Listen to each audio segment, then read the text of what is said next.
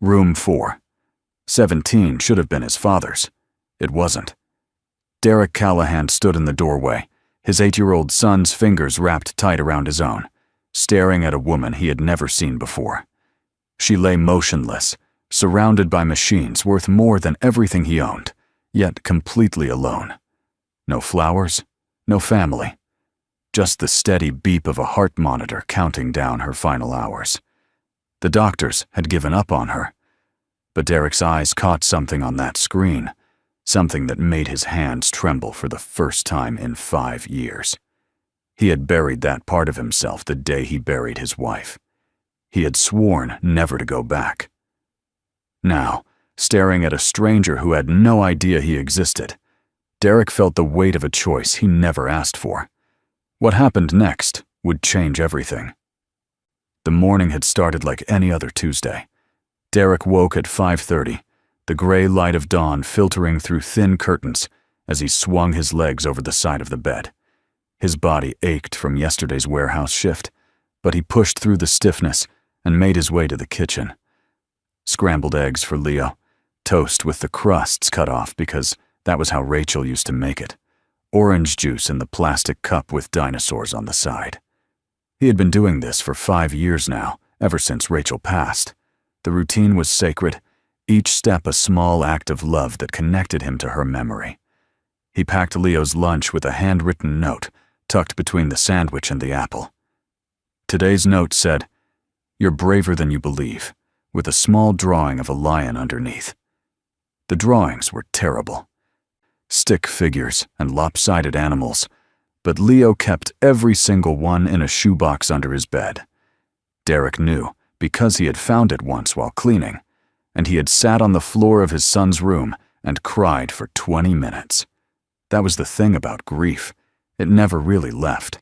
It just learned to hide in unexpected places, waiting to ambush you when you least expected it. Their apartment was small, a 2-bedroom unit on the 3rd floor of a building that had seen better decades. The wallpaper in the hallway was peeling, the carpet worn thin in spots, and the whole place always smelled faintly of someone's cooking drifting up from below. The elevator worked only half the time, which meant climbing with grocery bags. But the rent was manageable on his patchwork income. The neighbors were kind. And Mrs. Borfor Patterson, next door, always had cookies for Leo when Derek worked late. It wasn't much, but it was theirs. Derek had made peace with that a long time ago. He had made peace with a lot of things he never thought he would accept. Leo sat at the kitchen table, swinging his legs as he ate, his backpack already packed and waiting by the door. He had Rachel's eyes, that same shade of warm brown that seemed to hold light even in dim rooms. The same curve to his smile, the same way his nose crinkled when he laughed. Sometimes it hurt to look at him. Sometimes Derek would catch a glimpse of his son from a certain angle and feel his heart crack open all over again. But most times, Leo was the only thing that kept him going. The boy was 8 now, old enough to understand that their life was different from his friends' lives. Young enough to still believe that his father could fix anything. Derek hoped he never lost that faith. Derek worked 3 jobs to make ends meet. Mornings at the warehouse loading trucks before the sun came up, his muscles burning as he lifted boxes onto pallets in the cold darkness. Afternoons delivering packages across the city in a borrowed van, learning every shortcut and back road. Weekends cleaning offices downtown, pushing a mop through empty hallways while everyone else slept. It wasn't glamorous work, not even close to what he used to do, but it was honest, and it paid the bills. More importantly, the schedule gave him flexibility. He could drop Leo off at school, pick him up in the afternoon, help with homework before his evening shifts. Time with his son was worth more than any salary, more than any prestigious title. That was a lesson he had learned too late with Rachel. He wouldn't make the same mistake twice. The call had come the night before, around 9 when Derek was folding laundry, while Leo did his reading assignment on the couch. His mother's voice was thin and shaky on the other end. Harold, his father, had suffered a mild stroke while watching television. 1 minute he was laughing at a game show, the next he couldn't move his right arm. The ambulance had come quickly, and the doctors said it wasn't serious, that he would recover fully with rest and medication. But Derek had heard the tremor in his mother's voice, the fear she was trying to hide, and he knew he needed to be there. So he had called his supervisor, arranged to take the day off, and promised Leo they would visit Grandpa together.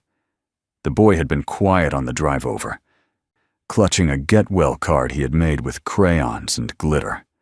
The words, "Feel better, Grandpa," were written across the front in careful, uneven letters, with a drawing of a rainbow that Leo had explained was for good luck. Derek glanced at his son in the rearview mirror and felt his heart swell. Despite everything, despite the small apartment and the long hours and the absence that could never be filled, Leo was growing up kind. The hospital loomed ahead, a massive complex of glass and concrete that Derek had avoided for 5 years. Every time he drove past, he would find a longer route, his hands tightening on the steering wheel as memories flooded back.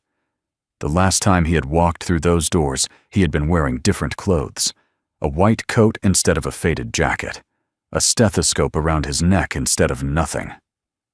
He had been Dr. Derek Callahan then, one of the most promising neurosurgeons at Boston General, the man they called when no one else could figure it out. That man had died, the same day Rachel did. What was left was just Derek, a single father doing his best to survive. He felt Leo squeeze his hand as they approached the entrance. The boy looked up at him with those brown eyes, sensing something without understanding it. Derek forced a smile he didn't feel and pushed through the revolving door. The smell hit him first, that particular combination of antiseptic and recycled air that existed only in hospitals. It crawled into his nose and triggered a cascade of memories he had spent 5 years trying to bury. Rachel in the bed, so small against the white sheets, the rhythmic beeping of machines, the hushed voices of nurses, the way the doctors couldn't meet his eyes. She was dying, and there was nothing anyone could do. Not even him. Especially not him. They made their way to the elevator, Leo pressing the button for the 4th floor. The doors closed, and the small space filled with that same smell, stronger now. Derek closed his eyes and breathed through his mouth, counting the seconds until the doors opened again. When they did, he stepped out into a long corridor of numbered doors and fluorescent lights. Leo needed to use the restroom. Derek walked him to the end of the hall, waited outside the door, then started back toward the room. But somewhere in the maze of identical corridors, Derek made a wrong turn. The numbers didn't match what he was looking for, but he saw 417 ahead and pushed the door open without knocking, expecting to see his father propped up against pillows. Instead, he saw something else entirely. The woman in the bed couldn't have been more than 60, though illness had aged her. Her silver hair was spread across the pillow like spilled moonlight, and her hands lay still at her sides, thin and pale. The machines surrounding her blinked and beeped with quiet urgency, a chorus of technology keeping her alive, but not living. The room was large, far larger than any standard hospital room Derek had ever seen, with a window that overlooked the city skyline and furniture that looked more like it belonged in a luxury hotel. But what struck Derek most was the emptiness. No cards on the nightstand, no flowers and vases, no family members keeping vigil, no evidence that anyone in the world cared whether this woman lived or died. Derek felt Leo tug at his hand. Wrong room. He should turn around, find his father's actual room. But something held him there, rooted to the spot.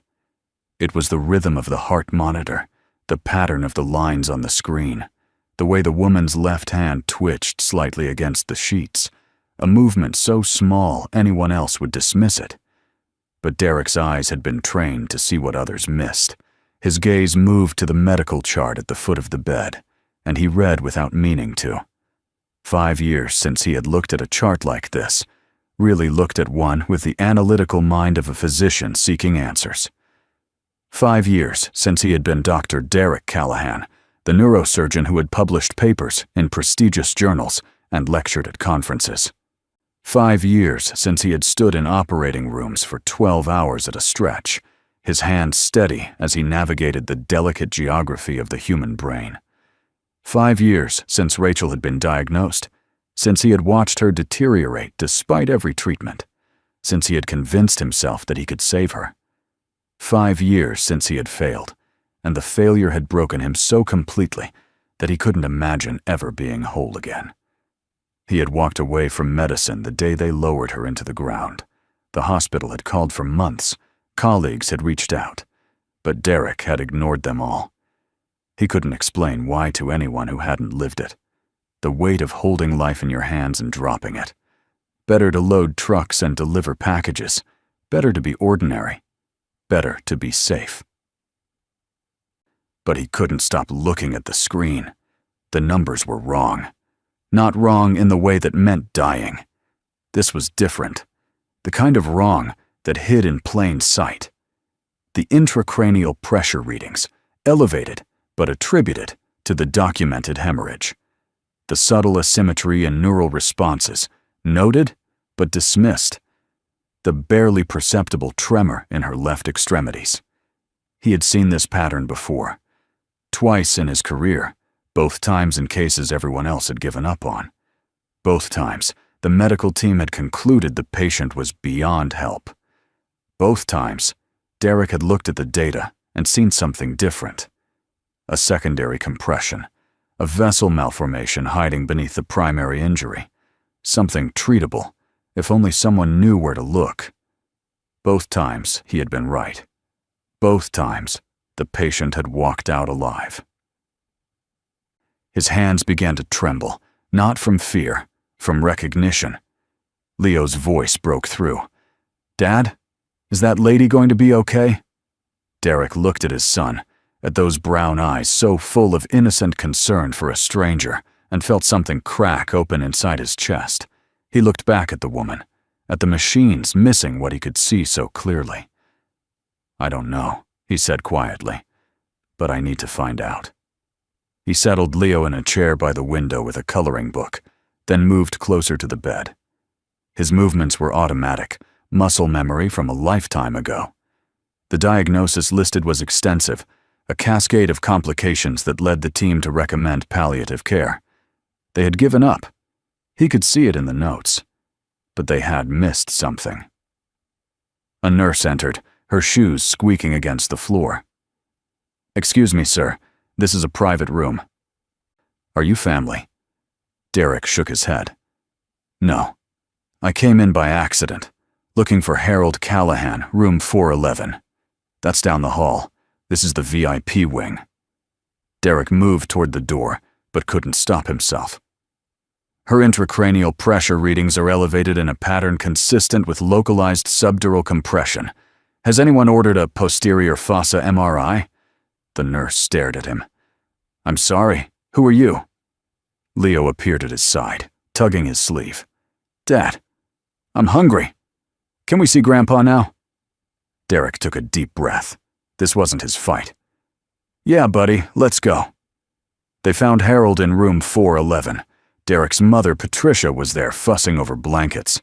Leo ran to the bedside with his glittery card, and Harold's face lit up with a grandfather's joy. For a moment, everything felt almost normal. But Derek couldn't shake what he had seen. The woman's face haunted him, pale and still. The monitors telling a story no one else was reading. The emptiness of a room that should have been full of people who cared. He sat in the corner while his mother and son chatted with Harold, and he tried to convince himself it wasn't his problem. Nearly 2 hours passed when Derek heard a familiar voice in the hallway. He looked up to see a man in a white coat standing in the doorway, disbelief written across his face. Gray hair, more lines around the eyes, but unmistakably Frank Henderson. They had been residents together, competed for the same fellowships while becoming the closest of friends. Frank had been at Rachel's funeral. He had tried calling for months afterward, but Derek had never answered. "Derek? Derek Callahan?" Derek stood slowly. Frank, it's been a long time. Frank crossed the room and pulled him into a fierce hug. 5 years, you stubborn bastard. 5 years of complete silence. I thought you'd moved across the country. Just across town. Didn't think I'd run into anyone I knew. Frank's expression shifted to professional concern. I heard about your dad. How's he doing? Good. Should be home in a couple days. That's good. Frank paused, studying Derek's face. And how are you doing? Really? Derek thought about lying. But this was Frank, the man who had talked him off the ledge after his first patient death, who had poured whiskey at 2 a.m. while Derek sobbed about the unfairness of it all. Managing, he said finally. Day by day. Frank nodded slowly. Then his eyes flickered toward the hallway. Listen, while you're here, there's something I could use your eyes on. A patient.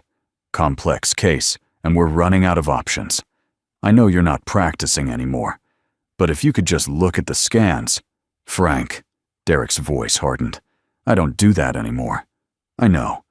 But this one is different. She's been here 3 weeks, and we've tried everything. The family wants to move to comfort care, but something doesn't add up. I've got this feeling, you know?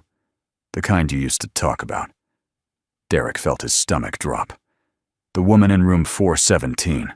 Frank's eyebrows rose. You've seen her? By accident. I walked into the wrong room. He hesitated. I noticed some things. Like what? Derek thought about the woman lying alone in that expensive room. He thought about Rachel. He thought about the promise he had made himself. Never again. Her intracranial pressure pattern, he said quietly. It's inconsistent with the primary diagnosis. And the tremor in her left hand, the one that presents every 43 seconds like clockwork. That's not random. That's a signature. I've seen it before. Frank stared with wonder. You saw all that in 5 minutes. Some things you don't forget, no matter how hard you try. Derek, if you're seeing what I think you're seeing, this woman could still have a chance. But I need you to look at the full scans. I need you to help me understand what we're missing. And then what? I'm not a doctor anymore, Frank. I don't have privileges. I don't have anything. You have the best surgical instincts I've ever seen. You have 20 years of training that doesn't disappear. And you have a chance to save a life. Isn't that worth something? Save a life. How many times had he said those words? And how many times had he failed? But Leo was watching from the doorway now, his coloring book forgotten. And Derek remembered what Rachel had whispered near the end. Don't let my death be the end of who you are. Promise me you'll keep saving people. He had promised, and he had broken that promise the moment she closed her eyes. Show me the scans, he said. The imaging room was cold and dim. Frank pulled up the files while Derek stood with his arms crossed. But the moment the first image appeared, something inside him shifted.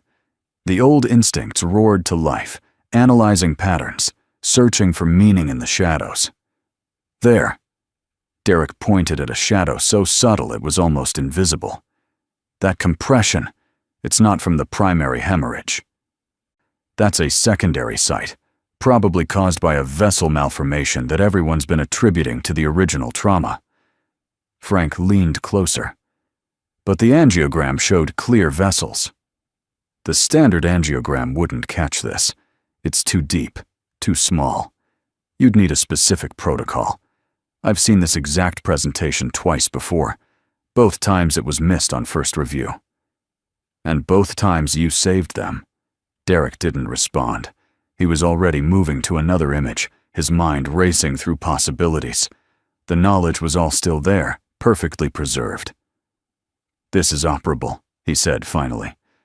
Difficult, but operable. If you go in through the posterior approach, with microsurgical decompression, you could potentially restore function. Derek, you're the only surgeon I know who's done this procedure successfully. The success rate is almost 0 for anyone who doesn't know exactly what to look for. Then find someone who knows. I'm looking at him. The words hung in the air. Derek shook his head. I can't, Frank. I haven't held a scalpel in 5 years. I know you're scared. I know what happened with Rachel broke something in you. But this woman is going to die if we don't act. Her family has already signed the papers. We have maybe 48 hours. Then talk to her family. Frank's expression darkened.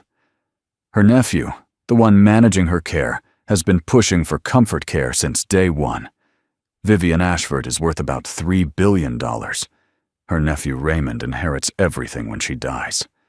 Derek felt sick. You think he wants her to die? I think he's not asking questions. That tells me everything. The door swung open, and a man walked in without knocking. Tall, polished, expensive suit. His eyes swept the room and landed on Derek with suspicion. Dr. Henderson, who is this person? Mr. Ashford, a colleague of mine, a consulting specialist. Raymond Ashford's gaze hardened. I wasn't informed of any consultation. My aunt's treatment has been established. We've made our decision as a family. Derek spoke before he could stop himself. The kindest thing would be to give her a chance to live. Raymond turned slowly. And who exactly are you? You're not on my aunt's medical team. You have no standing here. I'm someone who can see what's wrong with her, someone who knows how to fix it. Is that so? Raymond's voice dripped with contempt. All I see is a stranger interfering with family decisions. Your aunt has a treatable condition. If she receives surgery within 48 hours, she could recover. But you already know that, don't you? The room went cold. Raymond's face went very still. I don't know what you're implying. I have lawyers who would be interested in a defamation case. Frank stepped between them. Mr. Ashford, I'm asking you to consider a second opinion. If we're wrong, nothing changes. Raymond's jaw tightened. My aunt has suffered enough. She deserves peace.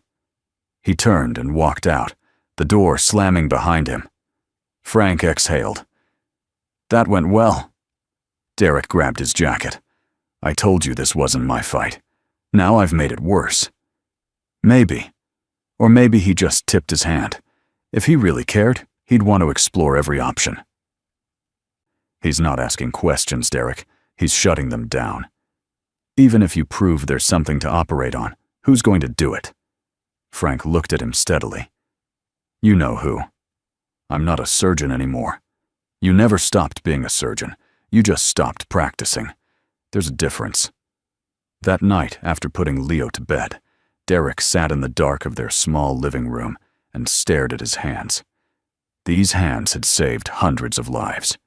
These hands had held his dying wife as she took her last breath. These hands had been steady and sure through countless surgeries, never trembling, never hesitating, until the day they weren't enough. Until the day all his skill and training and experience meant nothing against the tumor that was killing the woman he loved. He remembered the surgery. Rachel had insisted that he be the one to operate. No one else, she had said. Only you. He had tried to refuse, told her it was against protocol, that he was too emotionally involved. But she had looked at him with those eyes, the same eyes that Leo had inherited, and she had said the words that still haunted him. I trust you more than anyone in the world. If I'm going to die on that table, I want your hands to be the last ones that touch me. So he had done it. He had opened her skull and navigated the familiar landscape of the human brain, searching for a way to remove the tumor without destroying what made her Rachel. He had worked for 9 hours, refusing breaks, refusing to let anyone else take over. And in the end, despite everything, despite his desperate prayers and his steady hands and his years of training, the tumor had won. She had never woken up from the anesthesia. He thought about Frank's words, about Rachel's words. Don't let my death be the end of who you are. He had promised. And he had broken that promise the moment she closed her eyes for the last time.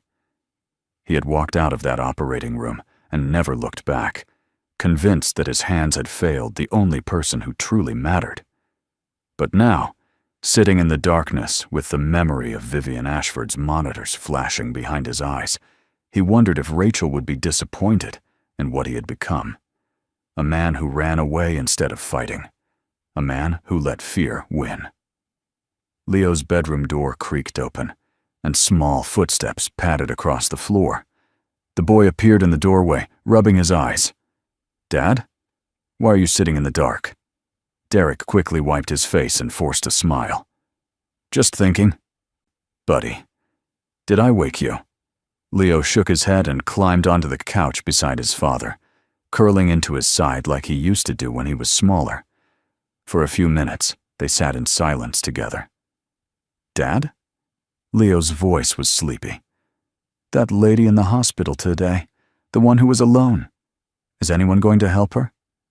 Derek felt his throat tighten. "I don't know, buddy. You should help her.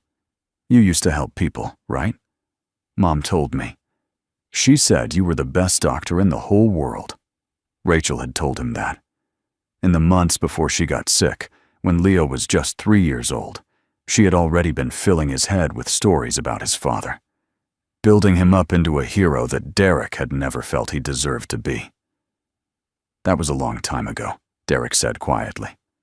Leo was quiet for a moment, then said something that cut straight through to Derek's heart. "Mom said you never give up on people. She said that's why she loved you." Derek pulled his son closer and pressed a kiss to the top of his head, hiding the tears that were falling now. This child, this beautiful, innocent child, still believed in him, still saw him as the hero his mother had described. And in that moment, Derek realized that giving up wasn't just betraying Rachel's memory, it was betraying Leo's faith. "Go back to bed, buddy," he whispered. "Everything's going to be okay." After Leo shuffled back to his room, Derek sat in the darkness for a long time. When morning came, he had made his decision. The next morning, Derek returned to the hospital. Frank was hunched over a computer, dark circles under his eyes. "Her name is Vivian Ashford," Frank said. 62 years old. Built one of the largest pharmaceutical companies in the country. Worth $3 billion. No children, no spouse, no close family, except that charming nephew. And she's been alone this whole time? The nurses say no one visits. Raymond shows up occasionally, asks about the timeline, signs paperwork, and leaves. That's it. For hours, they built their case. Derek reviewed every scan, documented the anomalies, prepared a presentation that would be impossible for the ethics board to ignore. The ethics board convened in a conference room. Raymond was there, flanked by 2 lawyers, his expression radiating disdain. Frank presented the case, showing the scans, explaining the missed diagnosis. When he finished, Raymond's lawyer spoke. "This is speculation. To suggest that every qualified doctor missed something, based on the opinion of a man who isn't even practicing, is insulting." The administrator asked, "Dr. Callahan, can you explain why your assessment should supersede our current team?" The door opened. An older woman in scrubs walked in, her face weathered but kind. She looked around until her eyes found Derek, and her expression transformed. "It is you," she said softly. "I saw your name on the agenda. Dr. Derek Callahan." Derek recognized her. Margaret Chen, a surgical nurse who had worked with him years ago. "Dr. Callahan saved my mother's life 7 years ago," Margaret said, addressing the room. "A brain tumor that 3 other surgeons said was inoperable. He found a way." She looked at Derek with tears in her eyes. "If he says there's something wrong with this patient that everyone else missed, I believe him." Derek stood. "I'm not asking anyone to take my word for it. One more test. One specific scan that will show exactly what I've described. If I'm wrong, nothing changes. But if I'm right, she deserves the chance to fight." The administrator looked around the room. "Order the scan," he said finally. The results came back in 3 hours. Derek stood with Frank, watching as the new pictures appeared. There it was, exactly where he had said. A small, compressed vessel, invisible on standard imaging, now illuminated in perfect clarity. "My God," Frank whispered. "You were right." Derek felt terrified, because now there was no more hiding. "I have to do the surgery," he said. "Are you sure? We could try to find someone else." "There's no time. This procedure requires someone who's done it before. That's me. That's only me." Frank put a hand on his shoulder. "Then, let's get you privileges. Emergency basis." That night, Derek sat on the edge of Leo's bed, watching his son sleep. The boy's face was peaceful, trusting. "I don't know if I can do this," he whispered, "but I know I have to try." He thought about Rachel, about her smile, her laugh, the way she believed in him. He leaned down and kissed Leo's forehead. "I'll make you proud, buddy, both of you." The morning of surgery, Derek arrived before dawn. He went through the familiar rituals of preparation. His hands were steady, his mind was clear, but his heart was pounding. Frank met him outside the operating room. "Leo, Mrs. Patterson is taking him to school," he said. "Good luck, Dad. You'll do great." Such simple faith, such impossible weight. The operating room was cold and bright. Derek looked down at Vivian Ashford's face, so still, so vulnerable, a stranger who had somehow become his responsibility. He thought about Rachel, about her voice near the end. Save her. "Beginning incision," he said. The surgery took 6 hours. 6 hours of intense concentration, delicate maneuvering, split-second decisions. Derek worked with a precision he had forgotten he possessed. There were moments of crisis, complications that required instant adaptation. But through it all, he held steady. Halfway through, something happened that nearly broke him. The bleeding started without warning, a vessel that should have been clear suddenly rupturing under the pressure. For one terrible moment, Derek was back in another operating room, 5 years ago, watching helplessly as his wife slipped away. His hands froze over the open wound. "Dr. Callahan?" Margaret's voice was calm, steady. "What do you need?" He couldn't speak, couldn't move. The monitors were screaming, the blood was pooling, and all he could see was Rachel's face. Then, through the window of the observation deck, he saw Frank. And Frank was doing something with his hands, making a gesture that Derek recognized from their residency days, a silent signal between friends that meant, "You've got this. Trust yourself." Derek took a breath, then another. His hands began to move again, finding the source of the bleeding, clamping it off with practiced precision. The monitor steadied. The crisis passed. "Suction," he said, his voice strong again, and more light on the secondary site. Margaret was beside him the rest of the way, anticipating his needs before he voiced them. Frank watched from the observation deck, his face pressed against the glass, never looking away. And when it was over, when the final suture was placed and the monitors showed stable readings, Derek stepped back and felt something break open inside him. Not grief this time. Relief. Hope. The first fragile stirrings of healing. "She's going to make it," Margaret said. "Dr. Callahan, you did it." Derek couldn't speak. He just stood there, looking at the woman who had been a stranger, and was now, somehow, his redemption. 3 days later, Vivian Ashford opened her eyes. Derek was there, sitting in the chair by her window. Her eyes fluttered, then opened, and she turned her head slowly to look at him. "Who are you?" "Derek Callahan. I was your surgeon." She looked at him for a long moment. "I was dying, wasn't I?" "Yes. And you saved me." "Why?"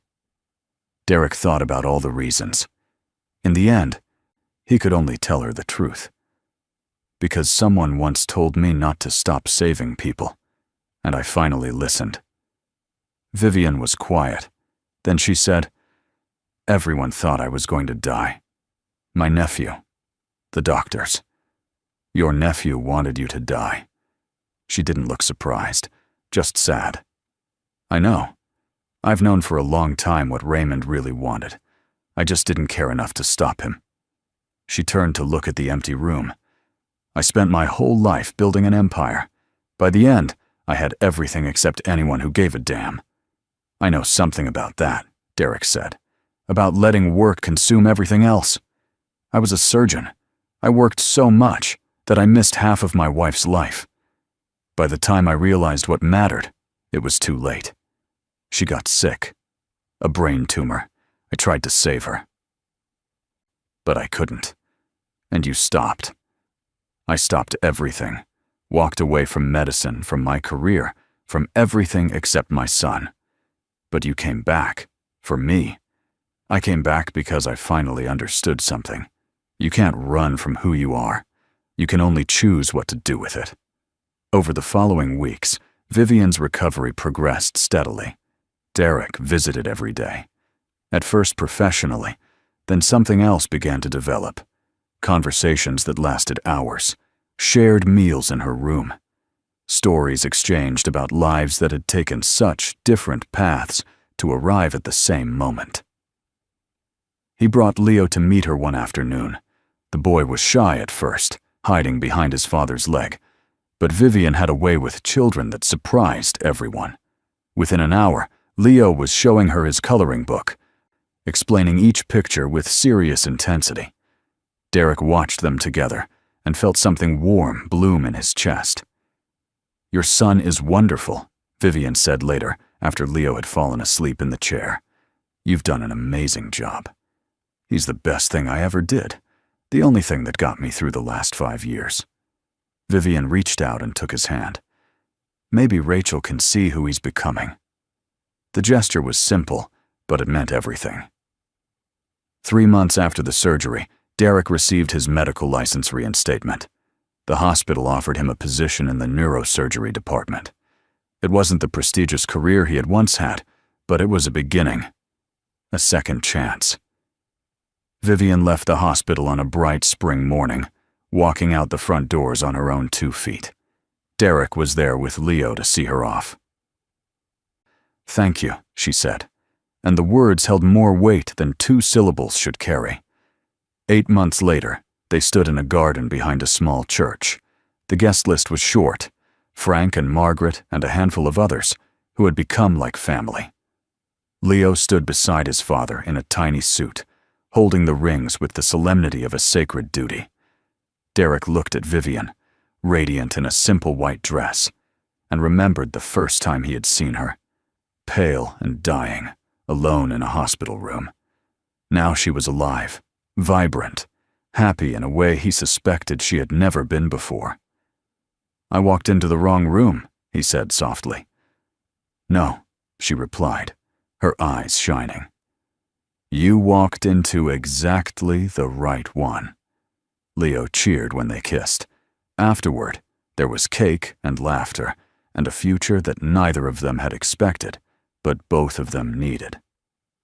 Vivian sold her company and founded a charity to support single parents struggling to balance work and family. She called it the Rachel Callahan Foundation, and it became her new life's work. Derek continued to practice medicine, but with boundaries he had never set before. He was home for dinner every night. He attended every school play, every soccer game, every parent-teacher conference. He had learned what Rachel had tried to teach him all those years ago. Success meant nothing if you had no one to share it with. And Leo, the boy who had asked a simple question in a hospital room, the boy whose trust had given his father the courage to try again, grew up knowing that he was loved. He kept his shoebox of notes under his bed, adding new ones from both his father and his new mother. Years later, he would become a doctor himself. Inspired by a story of second chances. In the end, the story wasn't about a single dad, or a dying billionaire, or a surgery that defied the odds. It was about the moment when a man stood in a doorway, his son's hand in his, looking at a stranger who needed help. It was about the choice he made, and the choice she made. It was about learning that sometimes getting lost is the only way to find your way home. And it was about the truth Rachel had whispered in her final days, the truth Derek had finally learned to believe. It's never too late to start again. It's never too late to save a life. And sometimes, in saving someone else, you find a way to save yourself.